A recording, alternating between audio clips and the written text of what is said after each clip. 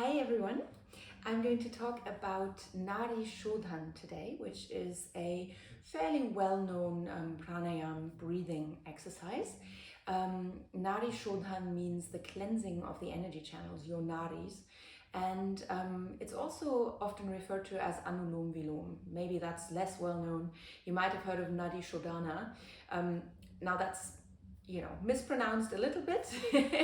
So I'm not saying my pronunciation is perfect, but Nadi are these energy channels that we're trying to cleanse with this particular practice.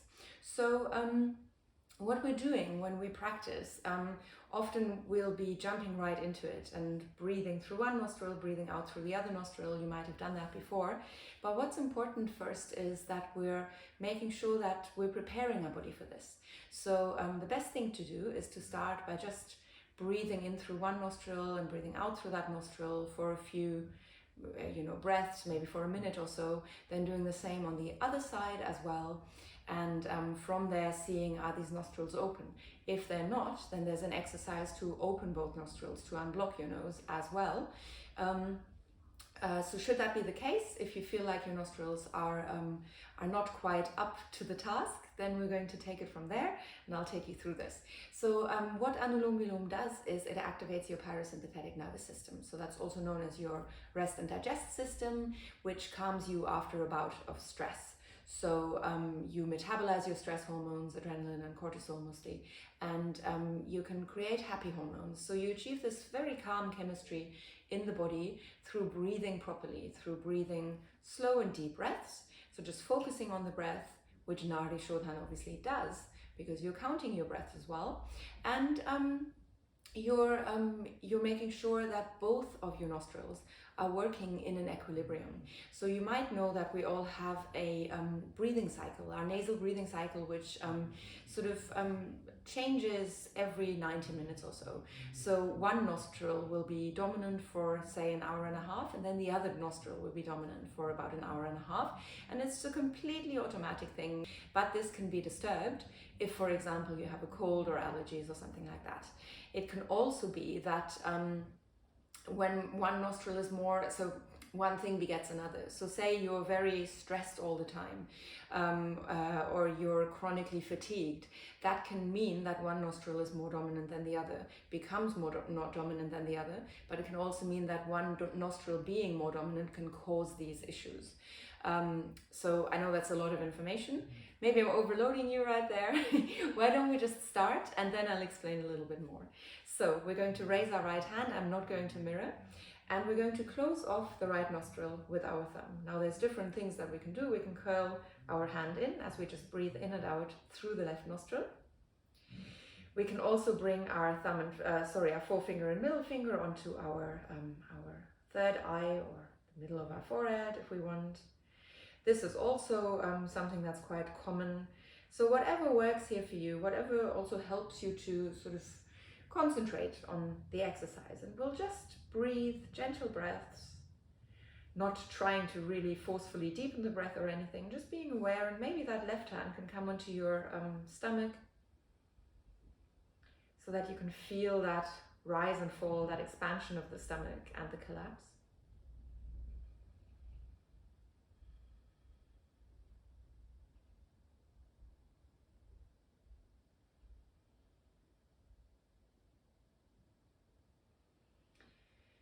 And then from here, we'll change sides. You can either just use your forefinger of the right hand to close off the left nostril. You could also, if you like, keeping your hands like this, use your ring finger, that's the word, ring finger, to close off the left nostril and release your thumb. So now we're just breathing in and out through the right nostril.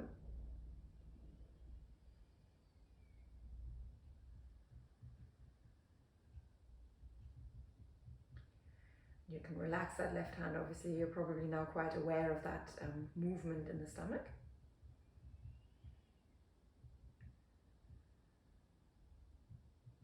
And while you keep breathing like that, maybe just a few more words about these energy channels that we're trying to cleanse. There's basically, so these two nostrils, they're called Ida Nadi and Pingal Nadi. Ida is the mental energy and corresponds to your parasympathetic nervous system. That's your left nostril. And then there's Pingal Nadi, your physical energy, but obviously physical can also mean mental. So maybe think of it in terms of the sympathetic nervous system versus the parasympathetic one. You can also, if you're familiar with yin, think of it as yin and yang, these sort of alternating forces in our body, and the chi, which can be compared to our nadis as well. Good. Now from here, just release your hands, and hopefully you feel like both nostrils are open and that you could breathe quite freely through both. And it's fine to feel that one was more dominant than the other. That's in fact completely normal. If your nostrils aren't open, what we can do is just breathe gently in and gently out, then close our nostrils and just hold the nostrils closed until you feel like you really need to take a deep breath in. And here I don't want you to really force yourself to hold your breath at the bottom, but just nice and gently hold your breath, maybe for 5, 15, 20 seconds, 25. So whatever is comfortable, and then release, exhale first, and then inhale, and maybe do that a couple of times. And that should help you really open up both nostrils. So I'll give you a little moment for that, just in case you want to make use of that or need to make use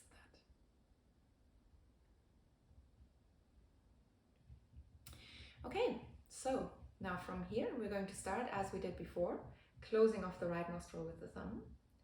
We take a deep breath in,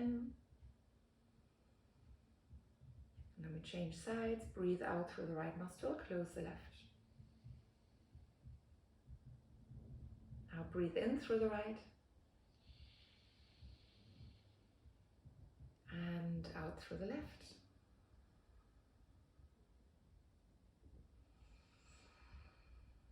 And we keep going like that, always breathing in through the same nostril that we've breathed out through, and then changing before our exhalation. So fairly easy, and that is alternate nostril breathing. Just keep that up and don't worry about how long you're breathing in, how long you're breathing out. If you've seen one of my many other videos on pranayama and breathing, you might know that when we're breathing out for longer than we've breathed in, we're activating our vagus nerve. The vagus nerve is the longest cranial nerve in our body, which connects all our vital organs to our brain. So it's like an information superhighway that tells your brain what's going on in your body. And if we're breathing properly, just in the same way as when you're breathing very deep, forceful breaths, if you're breathing in a certain way, you can even give yourself a panic attack, induce a panic attack. So when we're breathing calmly, then our body is calm, because our mind thinks, oh, all right, everything's fine here. The breath is calm, I'm calm. So that's how we're creating this calm chemistry in the body, because we're very much interconnected. It's not body and mind, it's the mind is the part, the brain is a part of the body.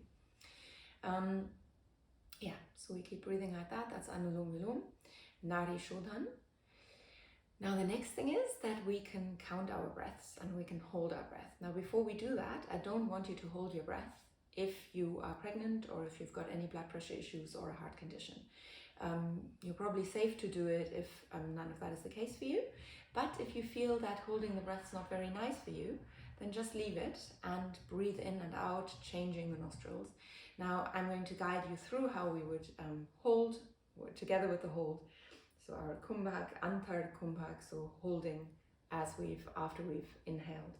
So we take a deep breath in, we hold both nostrils closed, we release our thumb and exhale. Once you've exhaled, you breathe in through the right, hold both nostrils closed, and exhale through the left. And now let's do that. And again, don't focus on how long you're breathing in, how long you're holding, how long you're breathing out. Just see what comes naturally to you. And maybe now start to count, but don't make that counting a goal. So don't think, oh, I have to get to a certain number. Just count how long you're breathing in, how long you're holding, how long you're breathing out, and what is comfortable and what that ratio would be for you.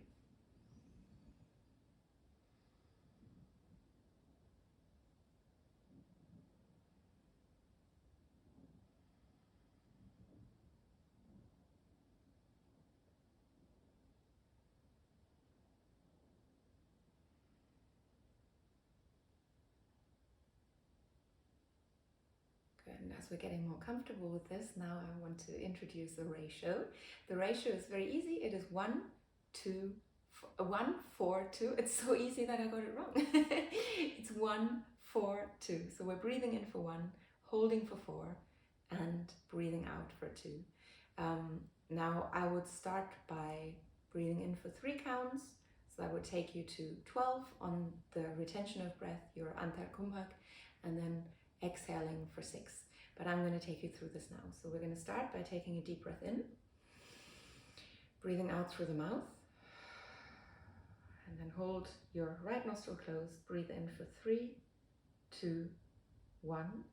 Hold for 1, 2, 3, 4, 5, 6, 7, 8, 9, 10, 11, 12, and exhale 1, 2, 3, 4, 5, 6. Breathe in 1, 2, 3.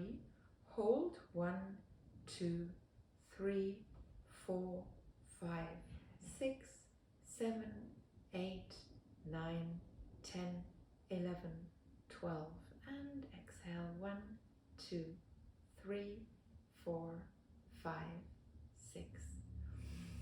And we can obviously keep this up for a long time. If you're starting off, if you've never done Nadi Shodhan before, then just see if you can maybe manage 5 rounds without feeling like dizzy or uncomfortable or anything like that. And yeah, then you can just do more as you go along, see what still feels comfortable. We can safely do this for many minutes. And it's a very, very kind exercise to the body. It also increases your lung capacity. One thing that I also want to mention is if you're familiar with Ayurveda, you know that we can classify all our bodies into 3 different body types. I would say that you can sort of liken one body type to a bird, so very light and sort of free-spirited, creative, hold hands and feet a lot. You're more thin, that's called Vat, or Vata as it's often referred to, but Vat actually. Then there is Kaph, which is more like an elephant, so slow to move, slow to learn, but also slow to forget, very comfortable, maybe a little bit bigger. And then there is Pit. So Pit is more the sort of fire in us, and as would be likened to a lion, to how we are in youth, so wanting to achieve a lot. And this body type is characterized by a lot of fire, so heat in the body, and different body types should do different types of pranayama. Now in Anulom Vilom, if you're of a Vata constitution, so remember, if your hands and feet often tend to be cold, then and there is no sort of no imbalance in your body, no inflammation in your body, for example, then Anulom Vilom is very good for you. If you're of a Kapha constitution, then you're generally quite calm already. Kaphas are very calm people. Then you could focus on breathing in and out through the right nostril rather than the left, to activate your sympathetic nervous system. And if you're of a Pit constitution, you would focus on just breathing in and out through the left nostril.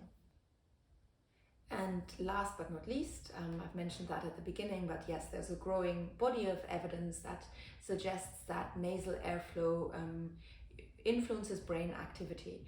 And so if you're making one nostril more dominant than the other, you can also influence your brain activity. I mentioned that it can work the other way as well. So if there's any blockages, that can lead to all sorts of problems. So chronic fatigue, for example, would happen if you're breathing in too much through the left nostril, and that can also reduce brain function. And if you're breathing too long through the right nostril, that can cause mental and nervous disorders as well. So it's important to achieve that equilibrium in the body, and that also explains the importance of these nadis, of our energy channels.